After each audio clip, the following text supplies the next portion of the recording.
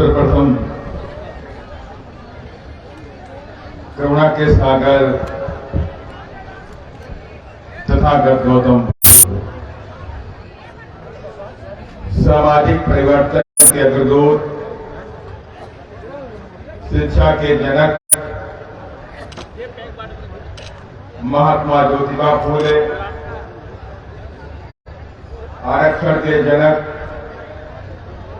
कोल्हापुर विरासत के पूर्वी राजा छत्रपति शिवाजी महाराज, भारतीय संविधान के रचयिता, बौद्ध सत्व, भारत रत्न परम पूज्य बाबा साहब डॉक्टर भीमराव अम्बेडकर, दलितों, पिछड़ों, गरीबों, मुस्लिमों, आदिवासियों, राजनीति की मुख्य धारा में लाने वाले वामसेफ, डीएस4, बहुजन समाज पार्टी के संस्थापक मान्यवर श्री कांसी राम साहब एवं बहुजन समाज में जन्मे उन तमाम संतों, गुरुओं और महापुरुषों के चरणों में श्रद्धा के सुमन अर्पित करते हुए, साथ ही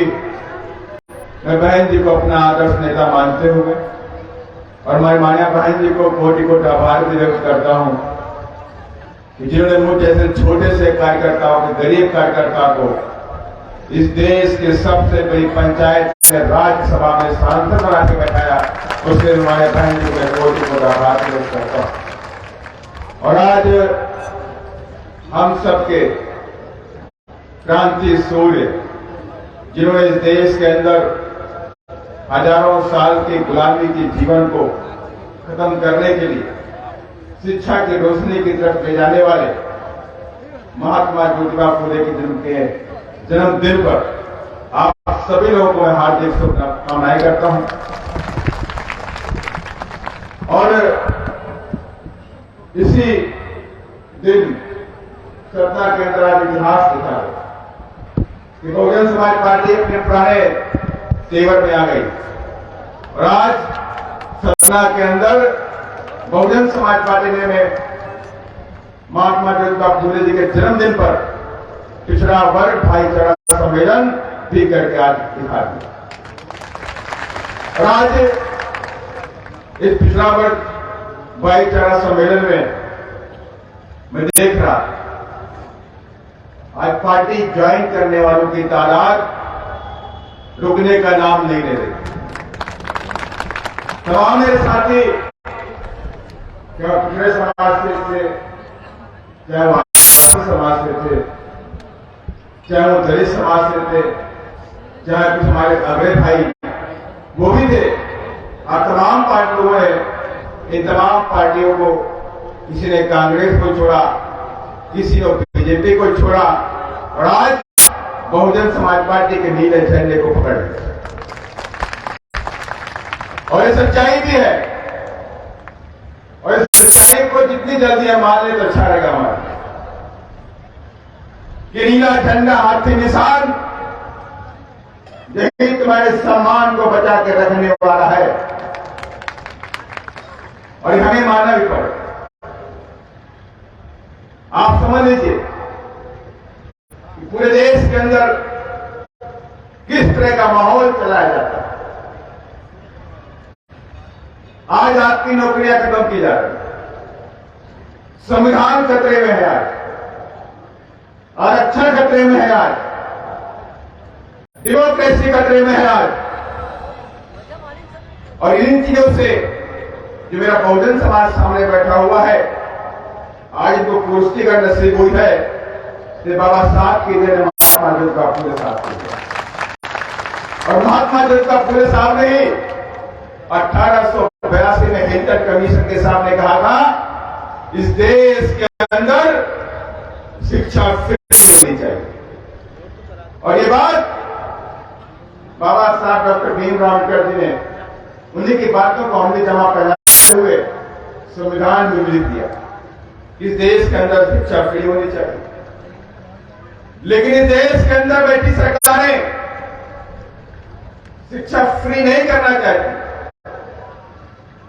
और शिक्षा फ्री क्यों नहीं करना चाहती?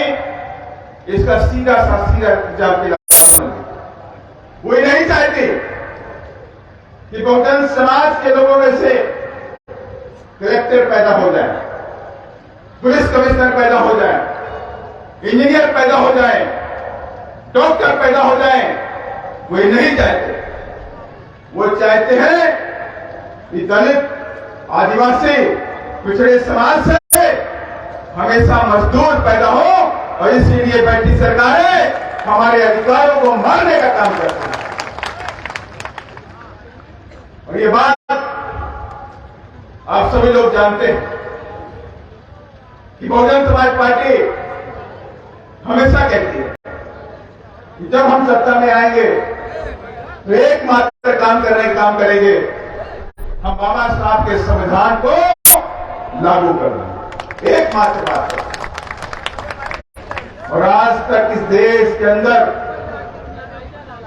बाबा साहब ने जो संविधान में लिखा, उस संवैधानिक बातों को 60% संवैधानिक बातों को आज तक लागू नहीं किया। आज तक लागू नहीं किया।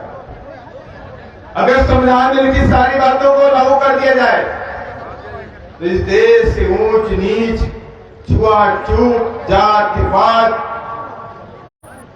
अमीरी गरीबी, ये सब खत्म हो जाए।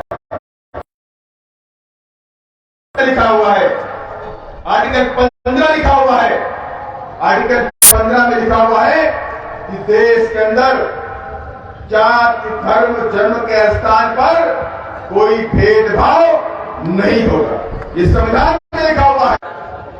रीवा के अंदर एक सिवलिया विधानसभा पड़ती, मैं करीब 2 साल पहले उधर गया। वहां दलित समाज के साथ साकेत समाज के साकेत समाज के परिवार में 4 लोगों को मौत के घाट उतार दिया। और किसी ने बताया गया वो कुर्सी पे बैठे थे। अपने घर के अंदर कुर्सी बैठना गुनाह होगा, और इसलिए उनको मौत के घाट उतार दिया। उसी रीवा के अंदर मजदूरी मांगने पर एक दलित समाज के हाथ काट दिए, उसी रीवा के अंदर। और यही नहीं, ये तमाम घटनाएं पूरे देश के अंदर होती, पूरे प्रदेश के अंदर, मध्य प्रदेश में भी होती। आपके पास में सिवनी पड़ता, सिवनी के अंदर आदिवासियों को, भाइयों को रात में 12 बजे गौरक्षक लोग खींच के ले जाते हैं, घर से खींच के ले जाते हैं रात को 12 बजे, और उन्हें आदिवासी भाइयों को पीट के मार डालते, रात को 12 बजे पीट के मार डालते। जब हमारी थी टीम उधर पहुंची, हमारे साथ उधर के साथी बंदेवाल जी, वहां का बंदेवाल जी भी थे, और हमारे तमाम साथी बालाघाट से, आसपास से लोग आए हुए थे। जब हम वहां पहुंचे तो हमने देखा कि उस 5 किलो तो छोड़ दीजिए, 1 किलो अनाज गुजर देना।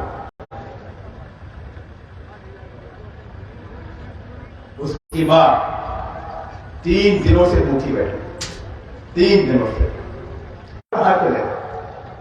तो बोली डर के मारे सब लोग भाग गए। हम देख तो क्यों नहीं गए कि हम बूढ़े हैं तो हमें कौन ले जाए। हमने पूछा खाना खाया नहीं खाया? 3 दिन से खाना नहीं खाया। कोई डर के मारे, वहां इतना हालत खराब था, डर के मारे इतना माहौल बनाया गया कि उस गांव के आदिवासी गांव से लोग निकल कर नहीं आए, चुपचाप दूर से बैठे अपने अपने घरों में देखते थे। हिम्मत नहीं पड़ी कि अपने घर से निकल के आए और उस घटना के बारे में बात करें। इतना डर का माहौल मध्य प्रदेश की सरकार ने बना रखा। और ये नहीं, नीमच के अंदर आप सबको पता हो, एक आदिवासी को ट्रक में बांध के खींचा गया और उसकी मौत हो गई। आप सबको पता, सोशल मीडिया का जमाना है, कुछ छिपने वाला नहीं। और ये नहीं, आपको पता भी नहीं होगा, इसी सतना के अंदर 6000 बच्चों को कुपोषण है। 6000 बच्चों को खाना नहीं मिला, और खाना नहीं मिलने की वजह से उन्हें कुपोषण हो गया। उनकी ग्रोथ रुक गई, उनकी बढ़ोतरी रुक गई, वो बीमारी हो गई, इसे बोलते हैं कुपोषण। प्रदेश के अंदर लंबे समय से बीजेपी की सरकार बैठी है और बीजेपी की सरकार होने के बाद भी ये मेरा नहीं, सरकार के लोगों को कहना है कि मध्य प्रदेश में 16 लाख बच्चों को कुपोषण है, माने कि 2 वक्त के टाइम पे रोटी नहीं मिलती, भूखे पेट सोना पड़ता है बच्चों को, खाना नहीं नसीब होता है। दलित के बच्चों को, आदिवासी के बच्चों को, तमाम पिछड़े समाज के गरीब बच्चों को खाना नसीब नहीं होता और इसकी वजह से कुपोषण हो चुका है, बीमारी हो चुकी है। लेकिन प्रदेश की सरकारें आपके लिए काम नहीं करती हैं। प्रदेश की सरकारें धंधा सेठों के लिए काम करती हैं और इसीलिए आप सब लोगों को तय करना पड़ेगा कि आखिर चाहते क्या चाहते हैं आप कि बाबा साहब ने जो हमें संवैधानिक अधिकार दिए हैं, उसी संवैधानिक अधिकारों की वजह से आज हम कुर्सी बैठे हुए हैं। हमारे बच्चे नौकरी कर रहे हैं, हमारे बच्चे पढ़ाई कर रहे हैं, हमारे बच्चे भी सपना देखते हैं कि अच्छे कपड़े पहनेंगे, डॉक्टर बनेंगे, इंजीनियर बनेंगे। और आज ये संविधान और संवैधानिक अधिकार हमारे खतरे में, और कौन बचाएगा आपके संवैधानिक अधिकार? भारतीय जनता पार्टी ने 10 लाख केंद्र की नौकरियां खत्म कर दी।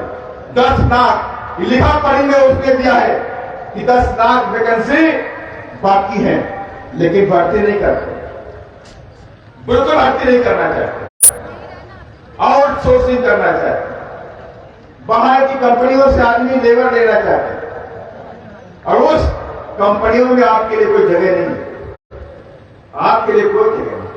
या आप सोचिए आपके बच्चे वहां कंपनियों में भर्ती हो जाए और जहां आपने बताया कि आपके बेटे का नाम कोल है, जहां लिखा पटेल है, जहां लिखा कुशवाहा, जहां लिखा साकेत, जहां लिखा सत्तावी, जहां लिखा अहिरवार, आपके बच्चों को नौकरी नहीं मिलेगी, नहीं मिलेगी आपके बच्चों को नौकरी। और नौकरी कौन सी मिलेगी? कहेंगे मेरे घर में टॉयलेट साफ करने की नौकरी खाली, ऑफिस की साफ सफाई के लिए नौकरी खाली करो, ट्रेन में अटेंडेंट टॉयलेट साफ करो, लोगों के बिस्तर साफ करो, ट्रेन में झाड़ू लगाओ, इसकी नौकरी खाली। आपके बच्चों को कई नौकरियां मिलेंगी। बाबा साहब ने पूरे जीवन भर संघर्ष किया, पूरे जीवन पर संघर्ष किया, अपने लिए संघर्ष नहीं किया। संघर्ष में इस मिशन मूवमेंट के काम में मेरा परिवार तो शहीद हो जाएगा, लेकिन आने वाले समय में करोड़ों बच्चों का आवाज इखानाबाद हो जाएगा, इसलिए संघर्ष किया और कभी भी वो डगे नहीं, कभी भी कदम उनके पीछे नहीं है। तमाम मुश्किलों से, तमाम गिरावटों से गुजरते हुए आगे बढ़ते हैं और हम सबको इस देश के अंदर मान सम्मान दिला सकेंगे। आज उन्हीं की बदौलत हम सब कुर्सी पर बैठने का अधिकारी बने कि नहीं बने। अगर बाबा साहब ने नहीं दिया होता, कि बाबा साहब ने संविधान नहीं दिया होता, तो क्या दलित, क्या पिछड़ा, क्या आदिवासी कुछ कर पाता? आपके सामने देखिए, इधर बैनर लगा हुआ और उस बैनर में लिखा हुआ है, विद्या बिना मति गई, मति बिना नीति गई, नीति बिना गति गई, गति बिना वित्त गए और वित्त बिना शूद्र उदास हो गया और शूद्र गुलाम हो गया। और शूद्र कौन थे? ये सोचने की बात है कि शूद्र कौन था। कुछ लोग हो सकते हैं आज पैसे वाले बन गए, उनके पास बड़ी जमीनें हो गई, फार्म हाउस हो गए, फैक्ट्रियों में पत्थरों की सप्लाई कर दी, तो क्या वो आगे बढ़ गए? क्योंकि गारंटी है कि अगर संविधान नहीं रहेगा तो क्या उनके बच्चों के साथ भी गलत काम नहीं होगा? कोई गारंटी आपको अगर कोई देता है तो बाबा साहब का संविधान देता है और उसी संविधान को बचाने की जंग है। ये नीला झंडा हाथे निशान अपने संविधान को बचाने की जंग लड़ता है। और ऐसे नहीं, आपको याद होगा अमरोहा के अंदर एक रैली थी, स्वर्गीय अटल बिहारी वाजपेयी जी ने एक स्टेटमेंट दिया कि हम संविधान की समीक्षा करें। बात बोली कि हम संविधान की समीक्षा करें, तो माननीय श्री कांशीराम साहब ने तुरंत आगाज कर दिया और कहा संविधान के सम्मान में बीएसपी मैदान। आप हमारे संविधान को छेड़छाड़ करोगे तो यह हमें बर्दाश्त नहीं है। अगर आप हमारे आरक्षण से छेड़छाड़ करोगे तो हमें बर्दाश्त नहीं। और आज इस संविधान खतरे में है, आज आरक्षण खतरे में है और आज संवैधानिक अधिकार खतरे में है। और ये कैसे बचेंगे? इसको कैसे बचाएंगे आप? आपके नेता मैं दावे के साथ में कहता हूं, मैं खुला चैलेंज करता हूं, मध्य प्रदेश से भी तमाम एमपी दलित समाज से भी आते कि नहीं आते? तमाम लोकसभा में दलित समाज से और तमाम कई सारे एमपी आपके राज्यसभा से निकल जाते, मेरी समझ से एक सपना से भी राज्यसभा से एमपी जाते नहीं जाते और रीवा से जाते, यहाँ नहीं रीवा से जाते। तमाम पिछड़े समाज के भी एमपी हैं, उत्तर प्रदेश में भी और यहां भी। आओ मिलते हैं और एक दुख बोलते हैं, दर्द बोलते हैं। पिछड़े समाज के एमपी बोलते हैं बीजेपी में तो है लेकिन हमारी चलती कुछ नहीं। सही कह रहा हूं मैं आपसे, उनका ये दर्द है कि हम बीजेपी में है, कांग्रेस में है, लेकिन हमारी चलती कुछ नहीं।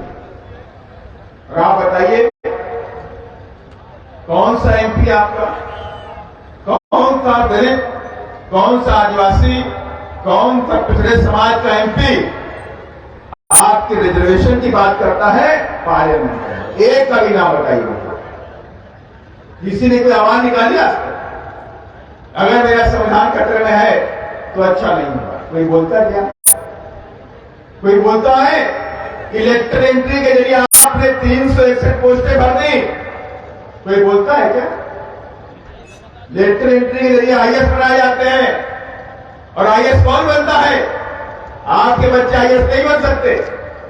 वहां आईएएस बनते हैं धन्ना सेठों के बच्चे, वो आईएएस बनते हैं, आप नहीं बन सकते। कोई बोलता है क्या? किसी मंत्री ने आज पिछड़े समाज के मंत्री ने, चाहे लोकसभा का मंत्री हो, केंद्र सरकार का मंत्री भी यहां होगा, क्या कभी बोलते सुना आपने कि हमारे अधिकारों के साथ में हनन हो रहा? कभी आपने सुना है कि वो पिछड़े 27% रिजर्वेशन ओबीसी को यहां मिलना चाहिए? कभी किसी ने बोला है आज तक? और किसी ने बोला हो तो बताइए। पिछड़े समाज के लोग बैठे हैं नहीं बैठे? यहां बैठे नहीं बैठे? लोग बैठे, तमाम लोग बैठे, आदिवासी समाज के भी लोग बैठे हुए, लेकिन कोई नहीं बोलता। 27% रिजर्वेशन भी आज ओबीसी के बच्चों को मध्य प्रदेश में नहीं मिलता।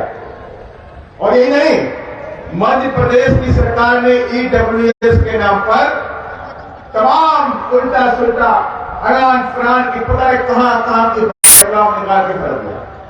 मैंने ओबीसी का नौकरी कम कर दी, एससी की नौकरी कम कर दी, एसटी की नौकरी कम कर दी, लेकिन ईडब्ल्यूएस के नाम पर तमाम उल्टी पुल्टी भर्तियां उन्होंने कर दी। कोई सुनने वाला नहीं है। व्यापक घोटाला हुआ मध्य प्रदेश के अंदर, कोई सुनने वाला है क्या? कोई सुनने वाला? कितने घोटाले यहां होते हैं और कितने अत्याचार मध्य प्रदेश में होते हैं। ऐसा नहीं है कि ये सिर्फ अत्याचार दलितों के साथ में होते हैं या आदिवासियों के साथ में। ये ऐसा नहीं है कि ओबीसी के बच्चों के साथ में नहीं। मैं आपको एग्जाम्पल देता हूं। जतारा आपको पड़ता है टीकमगढ़ में जतारा पड़ता है। वहां कुशवाहा समाज के बेटे के साथ में बलात्कार हुआ और उसका मर्डर हो गया। भिंड की बात करिए आप, भिंड के अंदर 2 महीने पहले एक बघेल समाज के बेटे के साथ में बलात्कार हुआ और उसका मर्डर हो गया। ये एग्जाम्पल मैं आपको, एक सागर में भी हुआ। सागर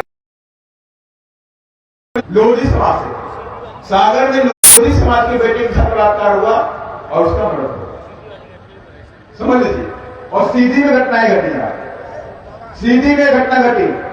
ये मत सोचिए किसी भी घटनाएं दलित आदिवासी की बहु बेटियों के साथ नहीं होती। आज ये दलित या आदिवासी, ये पिछड़ा और गरीब, सर्व समाज का गरीब जो भी प्रताड़ित होता है, ऐसा नहीं है, सर्व समाज का जो गरीब है, आपस में चारों लोग मिल करके ये नीला झंडा हाथी निशान पूरी ताकत के साथ में थाम ली। बहुजन समाज पार्टी जिंदाबाद, बहन कुमारी मायावती जी जिंदाबाद। और ये नहीं, आज एक खबर है, अभी कल परसों रिसर्च हुआ और रिसर्च में कहा आईआईटी, आईएम और तमाम बड़ी बड़ी जो यूनिवर्सिटी है, विश्वविद्यालय, उसमें 19,000 बच्चों ने पढ़ाई को छोड़ दिया। 19,000 बच्चे। क्यों छोड़ा? इसलिए नहीं छोड़ा कि वो पढ़ाई में कमजोर थे। 19,000 बच्चों के साथ में जातीय ऊंच नीच की भावना वहां की गई, जाति भेदभाव किया। इसलिए वहां पर आईआईटी जैसे आईआईटी, आईएम, एम्स, तमाम बड़ी बड़ी फेमस यूनिवर्सिटीज के अंदर 19,000 बच्चों ने, एससी, एसटी, ओबीसी के बच्चों ने पढ़ाई को छोड़ दिया। सरकार क्यों? सरकार नहीं क्यों? सरकार को फायदा होगा। एससी, एसटी, ओबीसी के बच्चे छोड़ के चले गए तो इनकी जगह भी और ले लेगा, धंधा साइड पर चलेगा, ठेकेदार का बच्चा लेगा, आपके बच्चे नहीं लेगा, आपके बच्चे नहीं पढ़ पाएंगे, कोई फर्क नहीं। ये सरकारें जो बैठी हुई है, चाहे केंद्र में बैठी है चाहे प्रदेश में बैठी, आज एक डबल इंजन की सरकार कहते नहीं कहते, वो लोग बड़े शान से बोलते हैं कि हम डबल इंजन की सरकार, बोला नहीं बोला।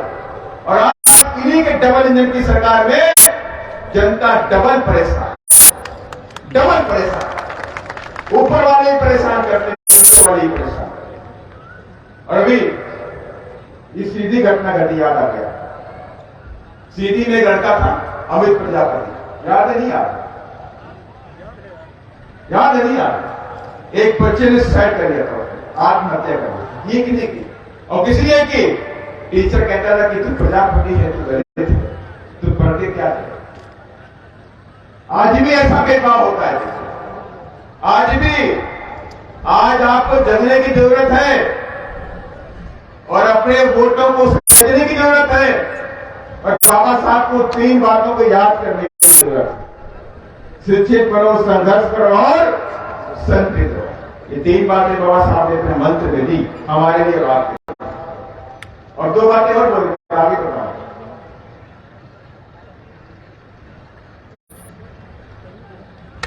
शिक्षित बनो के नाम पर बाबा साहब ने कहा, मेरा ये बहुजन समाज जो है, जो हजारों साल से इस देश के अंदर गुलामी का जीवन जीता है, गुलाम बनकर आज देश, और उस गुलामी की जंजीरों को अगर तोड़ने का काम किया तो बाबा साहब डॉक्टर भीमराव अंबेडकर जी ने किया, हमको आजाद कर दिया और कहा कि मेरे बच्चों अगर आपको मान सम्मान से रहना है तो मेरे बच्चों आपको शिक्षित बनना पड़ेगा, क्योंकि शिक्षा वो शेरनी का दूध है जो पिएगा वो दहा। शिक्षित बनना पड़ेगा। अगर आपके घर में 2 वक्त की रोटी है तो आप 1 वक्त की रोटी खाना, लेकिन अपने संविधान को बचाने के लिए संघर्ष करना पड़ेगा। और बहुजनों का जीवन ही संघर्ष है और संघर्ष ही तुम्हारा जीवन है। और जब तक संघर्ष करना है, जब तक बड़ी से बड़ी कामयाबी आपके कदम न चूम ले, तब तक मेरे बच्चों आपको संघर्ष करते हैं। और तीसरी बात बाबा साहब ने कही कि मेरे बच्चों संगठित रहो, एक हो जाओ। अगर आप अलग अलग रहोगे तोड़ लिए जाओगे, इस देश में गुलाम दोबारा बना लिए जाओगे और आप ताकत बन जाओगे और संकित हो जाओगे तो इस देश की दिल्ली के गद्दे पर राज करने का काम है। और जिस दिन तुम दिल्ली की गद्दी पे बैठोगे उसी दिन तुम्हारे जीवन के सारे दुख और तकलीफ सब पड़ेगा। जब आप राजा बन जाएंगे तो अत्याचार भी खत्म हो जाएगा। कोई ऊंच नीच की भावना आपसे नहीं कर सकता। कोई भी व्यक्ति कितना गुंडा मारी हो, आपके बहू बेटने की तरफ आंख उठा करके भी नहीं देख सकता क्योंकि राजाओं की बेटियों की तरफ आंख उठा करके नहीं देखता। और यही बात बाबा साहब ने कही, जाओ मेरे बच्चों, आपको राजा बनने के लिए मैंने आपको हथियार दिया है और उस हथियार का नाम है वोट का हथियार। बाबा साहब की मूर्ति लगाई जाती है, गांव गांव बाबा साहब की मूर्ति लगती है, शहर में लगती है, चौड़पा में लगती है। और बाबा साहब की मूर्ति में साफ दो तरह के मैसेज होते हैं। बाबा साहब के बाएं हाथ में संविधान होता है और दाहिने हाथ में उंगलियों का इशारा होता है। बाबा साहब ने कहा कि मेरे बहुजन समाज के बच्चों, जब तक तुम्हारे शरीर में खून का आखिरी कतरा है तब तक आप मेरे बच्चों अपने संविधान की रक्षा आप हो करनी। और मेरे बच्चों, मुझे कभी भी मरा हुआ मत समझो। जब तक ये संविधान जिंदा है तब तक मैं आप सबके बीच में जिंदा रहूंगा। बात बाबा साहब। और दूसरी बात बाबा साहब ने कही, संगठित रहो। उसी में बाबा साहब ने कहा, इशारे से कहा कि मेरे बच्चे जाओ, capture the temple of power for your इमांसिपेशन। जाओ मेरे बच्चे पे कब्जा कर लो अपने उत्थान के लिए। और जिस दिन आपने उस शक्ति के मंदिर पे कब्जा कर लिया, उसी दिन आपके जीवन के सारे दुख और तकलीफें खत्म हो जाए, सब खत्म हो जाए। उसे शक्ति का मंदिर बोलते हैं। हम लोग बहुजन समाज के लोग उसे टेंपल आप बैठे बैठे वहां से करते हैं। वही नियम बन जाएगा, वही कानून बन जाएगा, खजाना भी खुल जाएगा, सब हो जाएगा, लेकिन वहां पहुंचना पड़ेगा। बाबा साहब बात भली बात जानते थे कि देश आजाद हो जाएगा और देश आजाद होने के बाद भी जो दलित है, जो आदिवासी है, जो ओबीसी है, ओबीसी कहीं और से नहीं आया। जो पहले का जो संविधान था उसमें से ओबीसी निकल गया।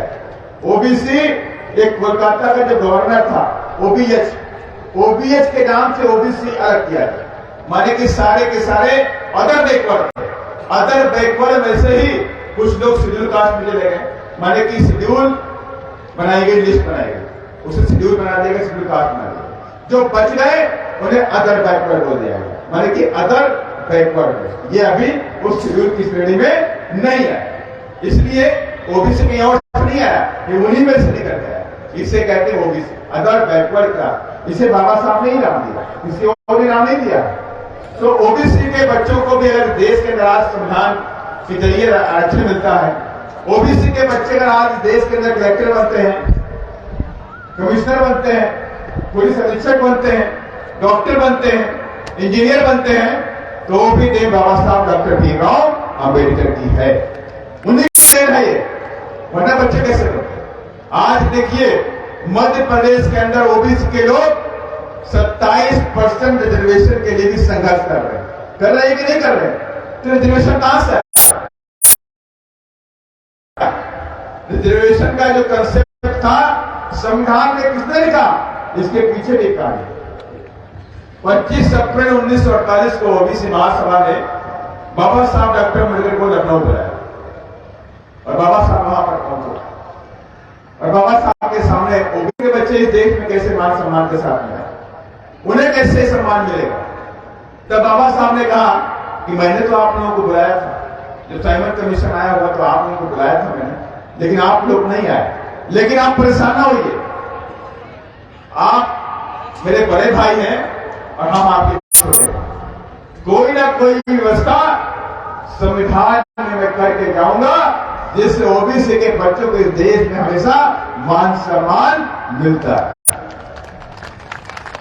और ये भी कहा कि मैं ये नहीं कहता कि दलितों के साथ रोटी और बेटी का रिश्ता, मैं नहीं कहता, उस वक्त बाबा साहब ने कहा, लेकिन आपकी राजनीतिक सोच एक होनी चाहिए और जिस दिन आप एक हो जाओगे उसी दिन इस देश के राजा बन जाओगे। बात बाबा साहब ने कहा। और उसके बाद बाबा साहब डॉक्टर अम्बेडकर दिल्ली गए और दिल्ली में जाने के बाद संविधान के अंदर आर्टिकल 340 की व्यवस्था कर दी और लिख दिया आर्टिकल 340 के तहत केंद्र और प्रदेश की सरकारें अपने यहां पर सामाजिक और आर्थिक पिछड़ापन की जांच करके ओबीसी को उनके आबादी के हिसाब से रिजर्वेशन देने का काम करेंगे, शिक्षा और नौकरी। ये बात,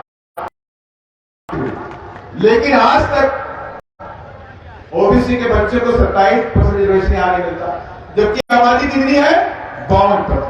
और ये हम नहीं करें, यहाँ की सरकार ने भी माना है। अभी जब ओबीसी का रिजर्वेशन खत्म कर दिया गया पंचायत के चुनाव में, तो ओबीसी चाहिए, लेकिन 52% नहीं मिला, 27% भी नहीं मिला। और इसके लिए जिम्मेदार कौन है? इसके लिए जिम्मेदार भी ओबीसी के भाई ही हैं। आज आप नीला झंडा पकड़ लीजिए और हाथी का बटन दबा दीजिए तो 2023 में आपकी मांग पूरी हो जाएगी। आप मांगने वाले नहीं, देने वाले बन जाओगे इस प्रदेश के अंदर। इसलिए मैं आप सभी लोगों से यही कहना चाहता हूं, यहाँ जो हुजूम महापुरुषों के सम्मान में इधर आया हुआ, आया कि नहीं आया? आज सारे लोग जो आए हुए हैं, ये देखिए, ये तूफान तो आएगा। जब बहुजन की बात पड़ेगी तूफान तो आएगा कि नहीं आएगा? मैंने खास बात देखी, जहां जहां बड़ी बड़ी रैली होती है तूफान आता है। तो मैं उनसे कहना भी चाहता हूं, तुम्हारे तूफान से बड़ा ये तूफान है कि नहीं है? तुम्हारे तूफान से बड़ा ये तूफान है। और ये नीला तूफान अंगड़ाई ले चुका है, तुम्हारे तूफान से करने वाला नहीं। समाज पार्टी जिंदाबाद, दूसरी बहन कुमारी मायावती जी जिंदाबाद, जय भीम, जय भीम। मेरे कुछ साथियों ने बताया कि बाबा साहब से नफरत करने वालों की भी यहाँ बड़ी लिस्ट है। सतना के अंदर भी है, रीवा के अंदर है कि नहीं? उनको बाबा साहब हजम नहीं होते। बाबा साहब की मूर्ति देख लेते हैं, इतना खून सका जाता है कि नहीं है कि नहीं? बताइए मुझे। वाले लोग बहुत बड़े ताकत मंच पे है कि नहीं है? मंच में सब लोग इधर है कि नहीं भाई? हमारे सारे बाबा साहब को मानना है कि नहीं है? तो बहुत से ऐसे लोग भी बाबा साहब को नहीं मानते। अभी मैहर में गोरैया गांव के अंदर बाबा साहब की 8 फीट की मूर्ति तोड़ दी, गोरैया गांव। और यही नहीं, एक और बात आई मेरे सामने। सतना के अंदर आज सब लोग महात्मा फुले को मानने वाले लोग है कि नहीं? आज शिक्षा की रोशनी किसने हमें दी? तो महात्मा ज्योतिबा फुले ने दी। और वो ऐसे व्यक्ति थे जिन्होंने क्रांति अपने घर से शुरू की। माने कि हम लोग सोचते हैं कि क्रांति फिर किसी घर में पैदा हो जाए, मेरा बेटा डॉक्टर बन जाए, उनका बेटा नेता बन जाए। बहुत लोग सोचते हैं ऐसा कि मेरा बेटा पढ़ता रहे, मिशन मोमेंट से दूर रहे। लेकिन महात्मा फुले साहब ऐसे व्यक्ति थे जिन्होंने क्रांति अपने घर से स्टार्ट की और उस मिशन और मोमेंट में अपनी धर्म पत्नी माता सावित्री बाई फुले को भी इन्वॉल्व किया कि नहीं किया?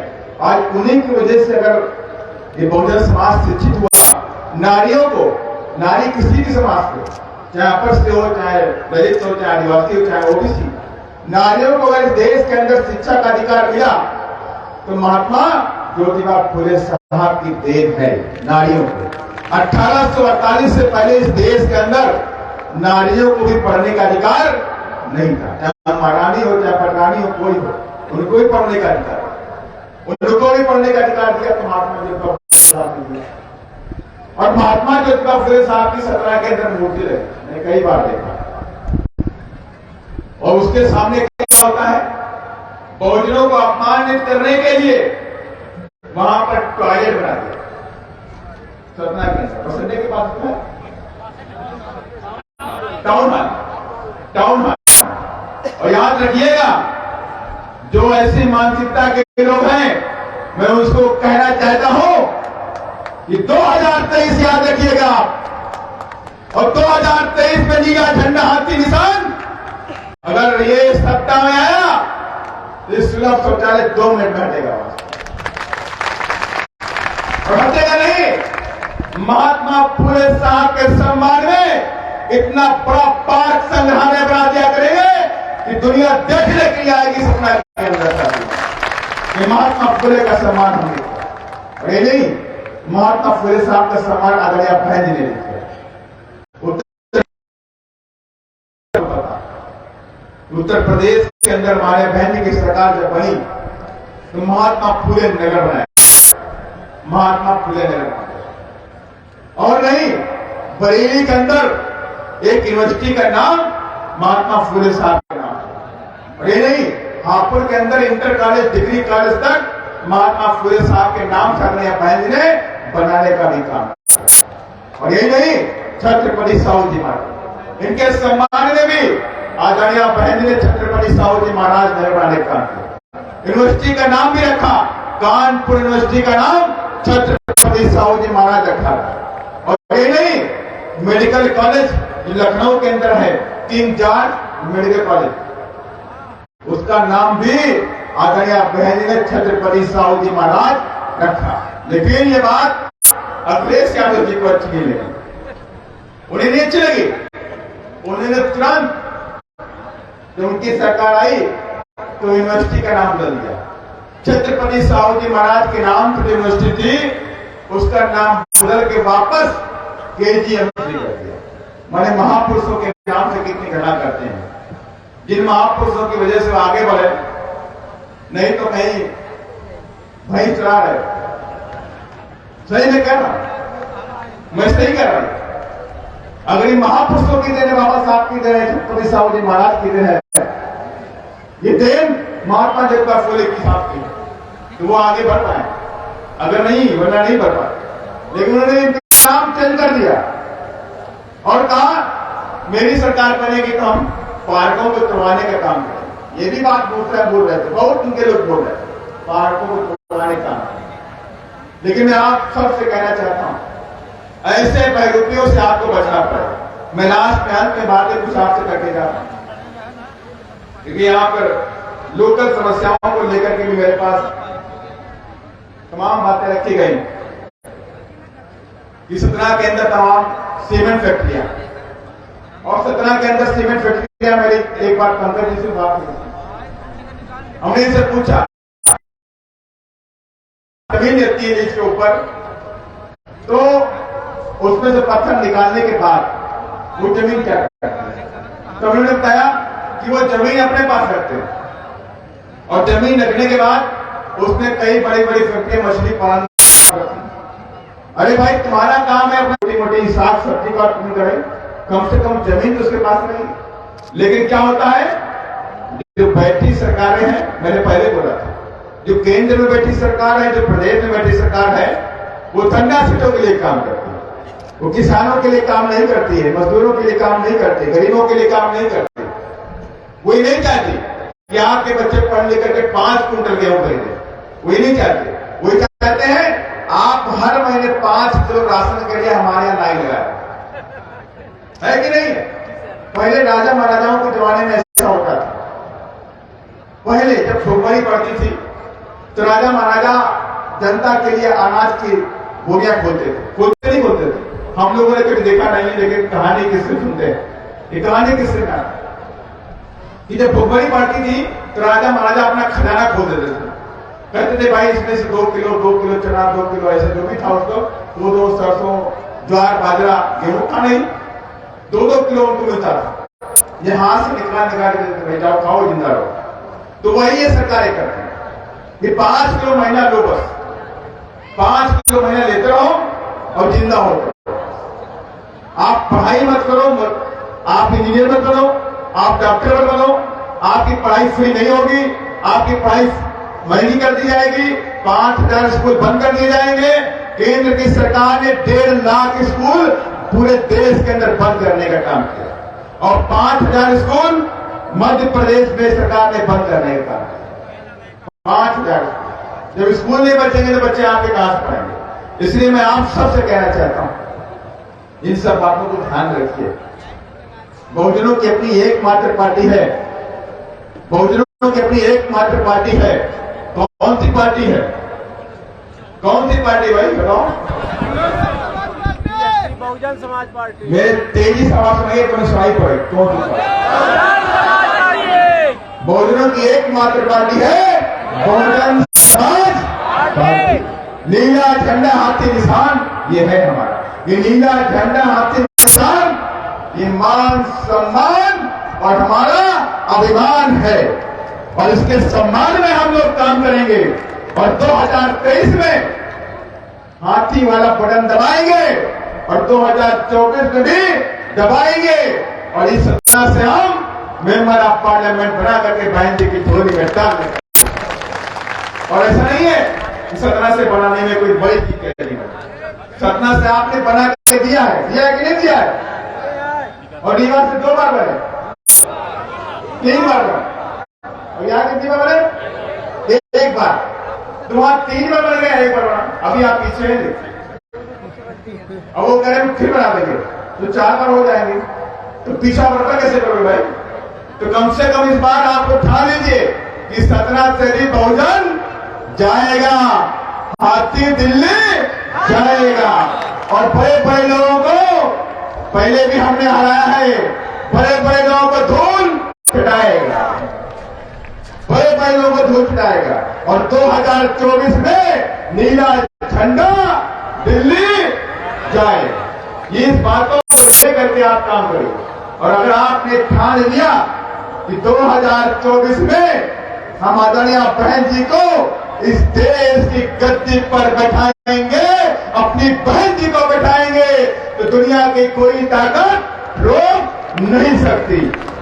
इन्हीं सब बातों के साथ साथियों और तमाम ऐसे मुद्दे हैं जिन पे मैंने प्रकाश डाला और चूंकि मेरी ट्रेन अभी मेरे को जाना है बिलासपुर, महात्मा फुले साहब की जयंती का बिलासपुर में भी, वहां अभी ट्रेन से हमें सतना से ट्रेन पकड़ ली है। तो मुझे पूरी आस्था और विश्वास है कि सतना के अंदर ये बहुजन समाज इस बार लड़ाई लेगा और नीली क्रांति की नई इतिहास 2023 और 24 में लिखने का भी काम करेगा और महात्मा फुले बाबा साहब के सपनों को, छत्रपति साहब के सपनों को हम मध्य प्रदेश में पूरा करके रहेंगे।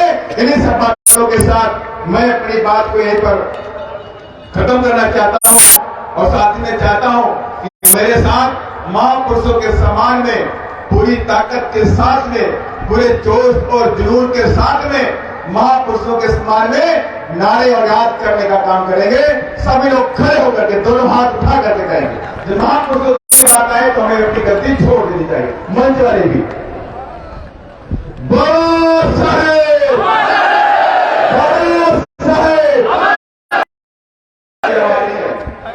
ये बहुजनों की आवाज नहीं है, ये शेरों की आवाज नहीं आई अभी। शेरों की आवाज आनी चाहिए, भोपाल से लेकर दिल्ली कुछ नहीं जानी चाहिए।